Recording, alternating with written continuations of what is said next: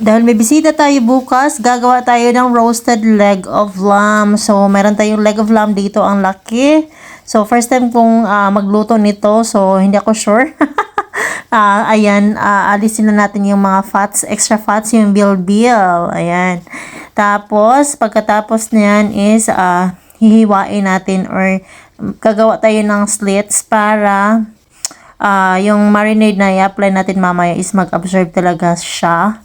So, ayan, score ang tawag dito sa cooking, yung parang slits na ikis-ikis. Tapos, gawa tayo ng marinade, ayan, olive oil, minced garlic, tapos, Dijon mustard, yellow mustard, and, of course, ating herbs is, we have rosemary and thyme, pampalasa, pampa-aroma, and of course, black pepper and salt.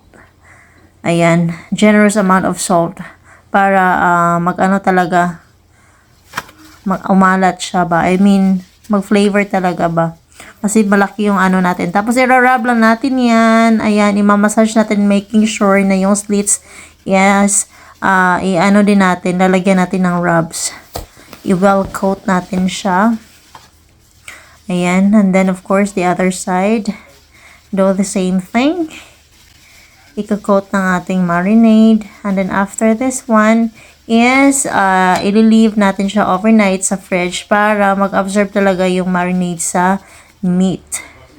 So, eto na siya. Ready na ilagay sa fridge. And then, ayan, kinabukasan is, pwede na natin siyang gagawin into roll.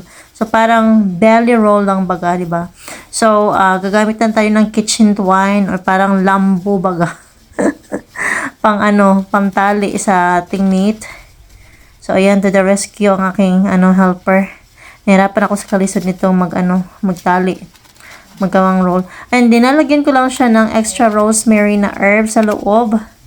Before natin siya totally talaga roll. Tapos, nagdikdik na rin ako ng bawang. Pampa-aroma. Ayan. So, tali lang na mag-tighten talaga siya. Tapos sa roasting tray natin, o roasting pan, maglagay tayo ng vegetables. Meron tayong celery, onions, potatoes, and carrots. Tapos extra rosemary, the leaves, the fresh, and olive oil and salt and pepper na rin para may lasa yung ating vegetables at saka may extra na rin ako nilagay herbs. Tapos ipatong lang natin yung ating leg of lamb. Tapos lagyan natin ng baking sheet at saka tin foil o aluminum foil para magiging tender yung meat natin. Siguro after mga 3 hours, eto na siya. Ayan, luto na siya and it's looking so good. It's looking yummy. Yummy, no? Pero hindi talaga ako kumakain ito. Yung kumakain ito yung mga bisita lang natin at makasamahan sa bahay. But ako hindi ako kumakain kasi nga hindi rin ako kumakain ng kambing kasi lansa ba? Ano ba sa langsa? Malangsa siya ba? Hindi kaya ng ko.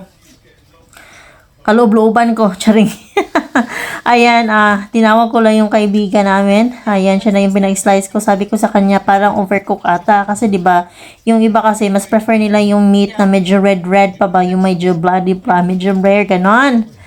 Pero yan kasi, parang lutong-luto na talaga siya. Pero sabi niya, walang problema daw. Ang ganda pa nga niya. It looks beautiful daw. And then, ayun, tinikman niya. Ang sarap naman daw. Kaya, happy din ako. At ito na siya.